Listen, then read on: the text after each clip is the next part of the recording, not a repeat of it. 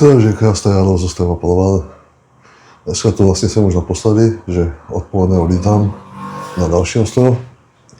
No a domluvil se tady s paní recepční, že si prodloužím check-out aspoň do půl třetí, protože mi letadlo letí až 5, tak ona říká, že v pohodě, ale že mají poplatek 500 peso, což je v pohodě, jako na nějakých 170-180 korun. Říkám, jo, v pohodě. Sice máme jen příruční kufr, ale chci se ještě pojet do města, tady do nějakého muzea, pak nějaké obchůdky, potřebuji nějaké plavky na koupání na zítra, co si zapomněl v Manile na pokoji, že? Jsem nepočítal s tím, že nebudu stíhat vlastně ten přestup z Bohonu do Manila, z Manily, nechtěl jsem jít zbytečně už na hotel, tak říkám nic. Jako mám tu ještě svoje klasické kraťaci včely, chodím, že bych se mohl v tom koupat. No, ale pak tu mám potom teplakovku, no, tak teplakovku to na co chodí v tom horku, že? No, takže uvidíme, co tady koupím, jestli tu něco vůbec koupím. No, když tak bych musel obětovat ty šotky, protože to už je vlastně nepoužitelné. Když to nasakne soli, že to nepotáhnu sebou mokré. No a když mluvím o té soli, tak včera jsem si blbec vzal na moje boty, že? Klasické, ať nejdu v šotkách. Že se říkal, budeme chodit po tom ostrově a budeme na lodí, tak jak mám nějakou plnou obuv. A tam se vystupoval do vody, no, tak jsem musel v botách, ponožkách do vody, takže ty boty taky, to jsou na vyhození. Tam prostě je písek, sůl, to už člověk stanoví tam. Naštěstí mám Manila v pokoji, mám ještě náhradní boty, vždycky si vozím jedny, protože už se mi stalo třeba v Japonsku, že se mi spadla pata, tak naštěstí jsem měl taky náhradní boty, jo, takže vždycky si vozím dvoje. Člověk nikdy neví, jestli se nemůžu tady koupit nějaké boty, ale náhodou tady bude žádný obchůdek nebo nic nekoupím na sebe, takže nic, tady jde do skecání a jdu ven. Se podat ještě tady, jsem našel krásné muzeum, tak se podíváme a pak půjdu na ty nákupy. No, tak jsem se vydal na cestu pěšky v muzeu. Je to jen celé 2 kilometry, člověk v něm sedí. Jo, nedělá nic, jenom sedí v autě, na lodi, na pokoji, v restauraci. A já jsem se řekl chodit aspoň 4krát týdně si takhle chce kondičně zacvičit do fitka, tak pohyb neuškodí. Sice je to horko jak svině, kolem 30 stupňů. Samozřejmě to jsou dávat ve stínu přes den, že? V Česku asi 15. No, tak co bych neudělal pro své zdraví. Na pokoji nedávám, že mi je horko, tam je klima. V noci to musím tlumit, tak jsem myslel, že to je moc velký chlad, protože já jsem zvyklý spát jako ne, jako úplně v teplu, ale takové normální teplota, ale jak tam máte 25, to už máme zima. Hlavně tady, oni mají 25, jako myslím nastavené na klimě, ale myslím, že to fouká stále 20, nebo moja ví mají nějaký špatný ten regulátor, nebo já ne. No, každá země to mají jinak asi nastavené. Jak tady máte spoustu obchůdků, jo, můžete si kdykoliv na ulici někde najíst. Někde mají přímo takové kastůlky, to vás jakoby nějaká mamina nebo sečta, jo, dáte si a odcházíte. Jo, bez posazení na stojáka, jen takový bufetový styl. Jo, tady máte z takových kampů, je to spoustu. Oblečení, jídlo, cokoliv.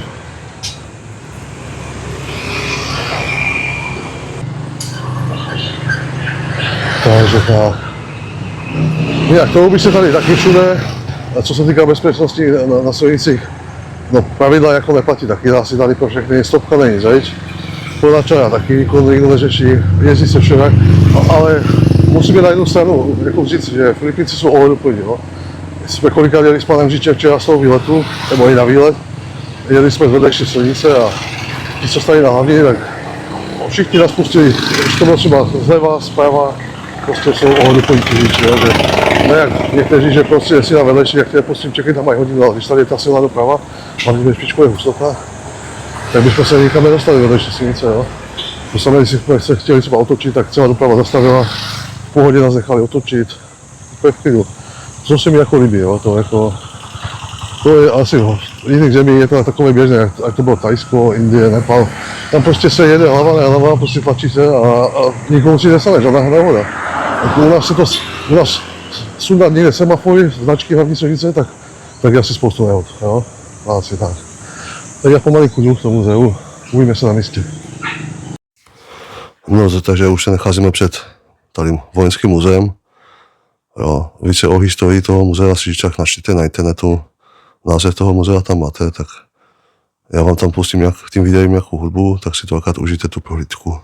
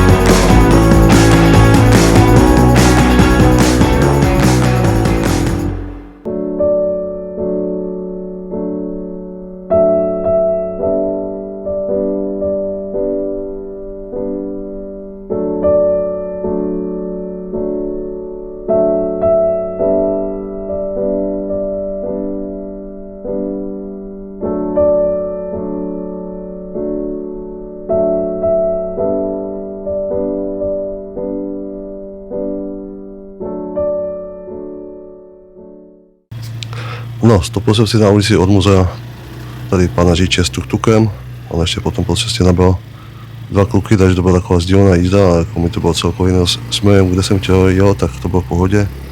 Já jim zaplatil jsem za 3 km 20-30 korun, jo. Stalo to fakt málo. No a my se vlastně blížíme k tomu obchodnímu domu, kde jsem si potřeboval nakoupit nějaké věci a občerstvení a nějakou svačku. Tak jsem se opodal tady k tomu obchodním domě, koupil nějaké pití a nějakou svačku na zítřejší ráno, protože tam brzo vyžijeme a nemám snídaní, tak brzo. No a chtěl jsem si koupit nějaké šotky, ale jsem hledal normální velikost na normálního člověka, jako jsem já, a jak říkal, no to je problém tady. Ti Filipínci to mají snad dětské oblečení nebo no, tady největší velikost 2 XL, ale to je jak u nás tak moja XL nebo 1 XL, takže já jdu pěšky na hotel, mám to asi 1 kilometr. No, tady jsem si chtěl vyzkoušet filipínský McDonald's, že si dám svůj hamburger, hranolky, kolu za nějakých 20 korun. No a přes okýnko se na mě dívala taková mladá smutná holka, tak mi bylo strašně líto, tak si říkám, až půjdu ven z restaurace, tak jí tam dám aspoň litr vody, co jsem měl v batohu a nějakých 100 peso.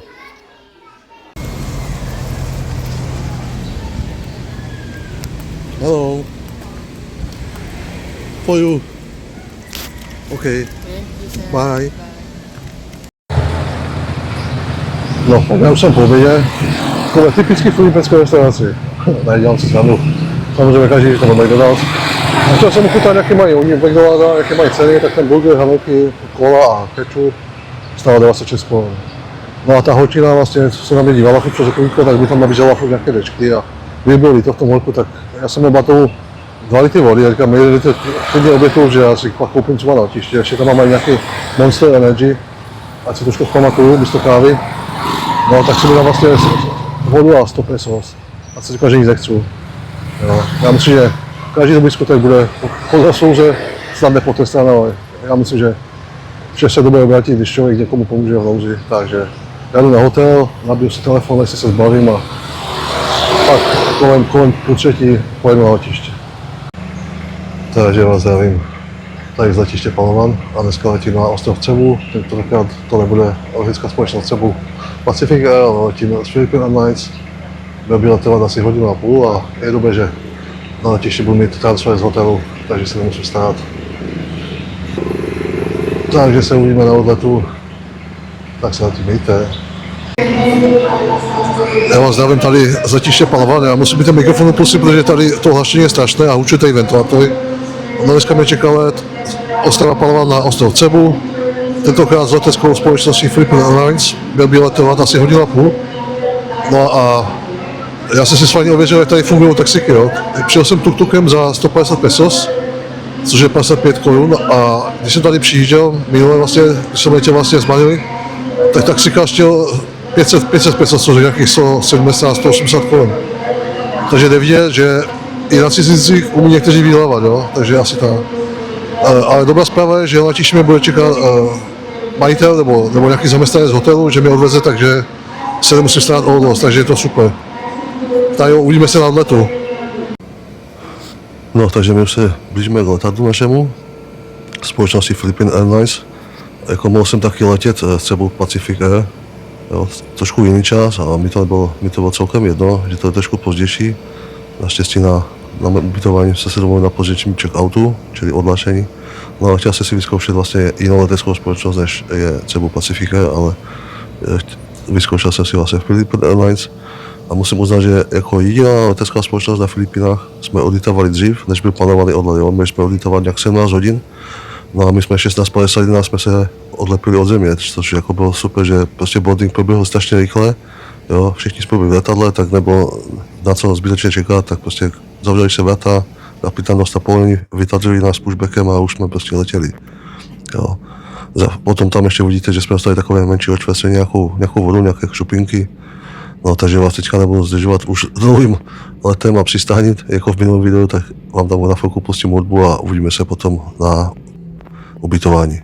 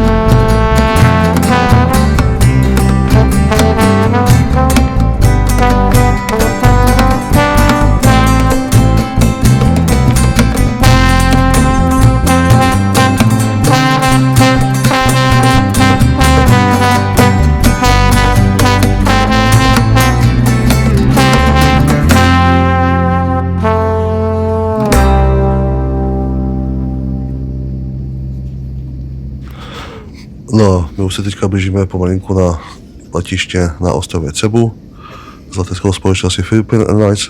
No, já už jsem potom vlastně byl domluvený s tím panem řidičem, pak jsem později si zjistil, že to je vlastně i majitel toho ubytování, bývalý pošťák z Anglie, který si tam postavil svůj vlastně hotel, jak tomu chcete říkat, on to má psát jako hostel, myslím, že to byl jako takový hotelík rodiny.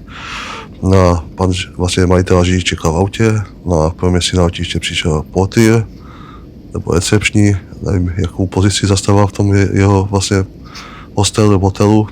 No a pak jsme ještě čekali na jednoho klienta, který přiletěl z Holandska, takže jsme vlastně s tím pánem jsme taky pokecali, že jsem vlastně loni navštívil Amsterdam, takže o Holandsku a různých cestování zase přes Google překladám, že kdo ví, takže já prostě anglicky nevím.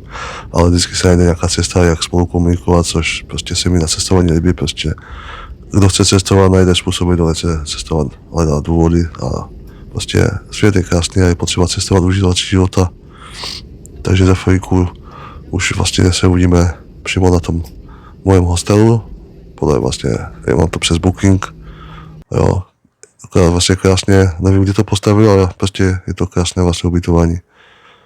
Jo, takový skromný pokoj, prostě to, co to má být, zase postel krásná, tam se mi líbilo, že byla tvrdá madrace, jo, klasická velká televize, klimatizace, koupelka s záchodem, dvakrát lednička tu nebyla, to mi nevadilo zase na ty 2 noci, jo, takže sociálka pěkně čisté, voňavé, no takže pěkný hotelík. Takže já už jsem teďka v posteli, protože jsem za chvilku chystám spát. Budíček mám na 1 ráno, ano 1 ráno, protože ve 2 odjíždíme na výlet tady ze skupinku a budeme sbírat lidi ještě po cestě a minimálně 4 hodiny pojedeme autem. Bude to brutální a tak snad to bude stát za to, no. Já už se na to těším, je to takový poslední organizovaný výlet, ale já věřím, že to je lepší nakonec a takže se uvidíme ráno. Tak jo, držte palce, nezaspím, tak já už aj kuk tam, už se z toho nevozím, až fakt nezaspím, ale já sice stávám normálně na šiktu ve 2 ráno, ale to, když zaspím, tak jako se nic neděje, no, maximálně mě zbudí.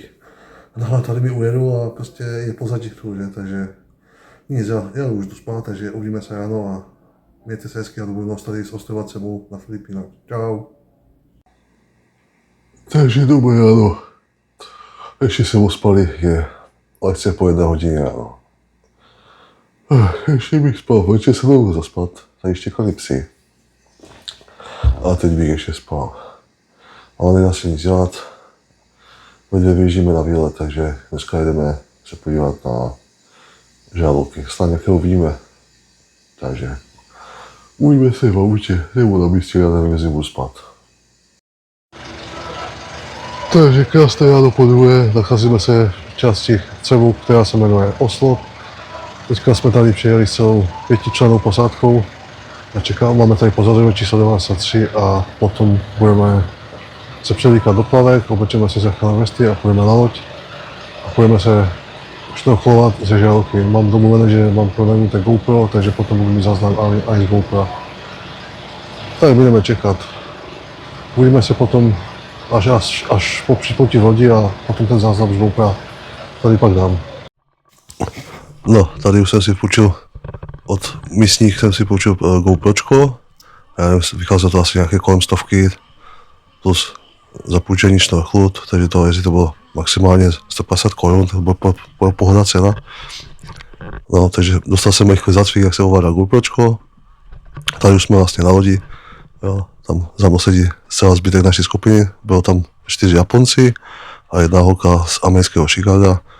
No, jak víte, ve vodě mi ten šnorchl vůbec nešlo, jo, já jsem v životě nešnorchoval, jsem dýchal strašně rychle, takže jsem dostal vlastně nějakou hypoxii, nebo nevím, jo, takže jsem se furt dusil.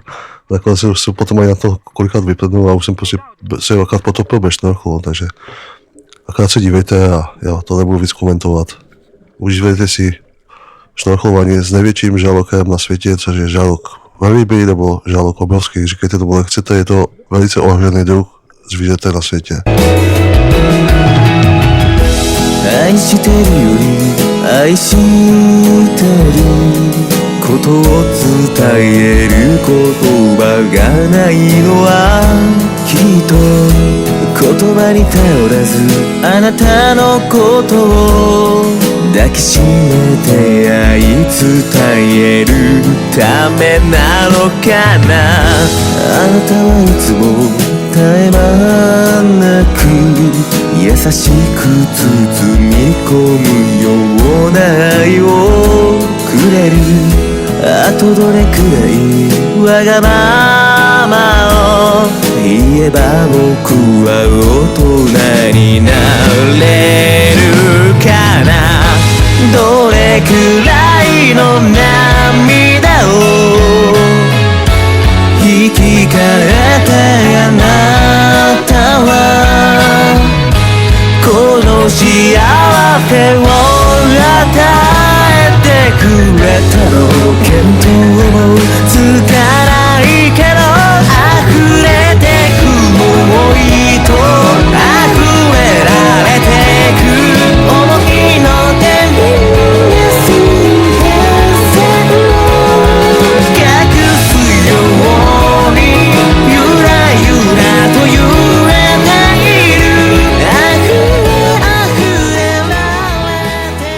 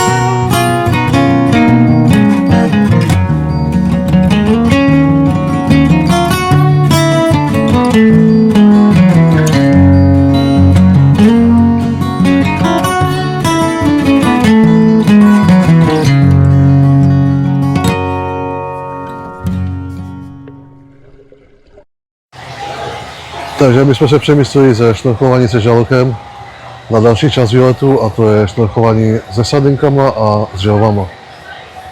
Takže jdeme si to užít a po tom šnorchování máme ještě oběd a po obědě se vracíme na hotel. Sice jsme stávali v 1 ráno, jako jsem unavený jako prase, nechtělo se mi do toho, ale v té vodě to člověka tak nabudí a ty emoce, to je něco skutečného. Jo, takže mějte se zatím a budeme pokračovat. No, tady vlastně jsme všichni účastníci zájezdu, 4 Japonci a vlastně holka z Shikega. Tady jsem té holce vpravo z toho Shikega vlastně počul svoji goučku, protože si zapomněl objednat, takže jsme se střídali v natáčení. Pak jsme si vlastně ty fotky, videa přeposílali mezi sebou na WhatsApp a každý byl spokojený. Jo, tam byla domluvené vlastně potápění, že jeden bojec mi skočil na záda, protože vlastně z vestou se nepotopíte, že a druhý bojec měl kameru a až byl připraven, tak až se objevily třeba nějaké sardinky nebo želvy, tak mi řekl, nadechti se, raz, dva, tři, jdeme pod hladinou. Akorát tady to ještě točím já na šířku, ale potom ale ti borci to prostě točili na výšku, nevím proč. Jo, takže ty záběry jsou takové, ne říkám, že jsou špatné, ale na šířku prostě by to bylo hezké záběry, takže já už to nebudu ukecávat, tak si to tady užijte.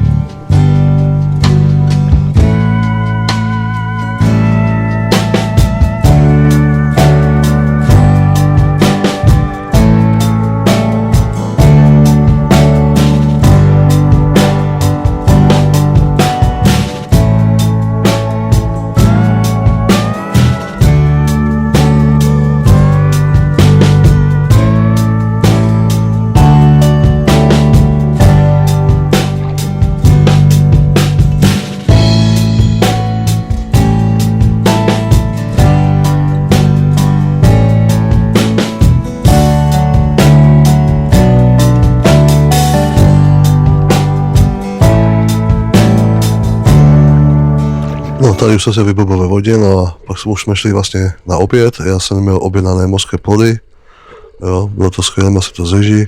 Vlastně jsme si domluvili vlastně než jsme šli do moře, tak si každý vybral jídlo, jaké chtěl, no a jak jsme přišli z moře, tak už jsme měli oběd na stole. Jo. Tady vlastně vidíte ty mořské plody, potom z Ježí nějakou vodu a bylo to fakt nejlepší mořské plody, které jsem zažil. Takže krásný večer, ostávat sebou. Já už to mám dneska plné zuby, jsem unavený, ale stalo to fakt za to. Určitě doporučuji, pokud budete tady na ostrově, tak si zajďte za těma žralokama, za ty želvy, sardinky. Fakt to zažijte jednou za život. Takže určitě neprohloupíte, když si koupíte zájezd jak přes Booking nebo přes nějakou tady místní třeba agenturu. To už záleží na vás. Jo, já nikomu radit nebudu, já si to mám přes Booking.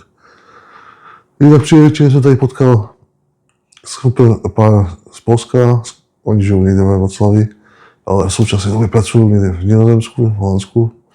No a dneska tady na hotelu jsem potkal lidi vlastně z České republiky, konkrétně z Prostějova, takže Moraváci, takže aspoň jsme pokecali fajně. Podle to byli tady slyším český jazyk. Jinak mluvím angličtinu a jiné jazyky. Jo. Dneska jsme byli třeba hodně s těma Japoncema a tam byla holka asi z Ameriky, z Chicaga. Tak jo, tak já se s váma učím a přeji vám krásnou dobrou noc.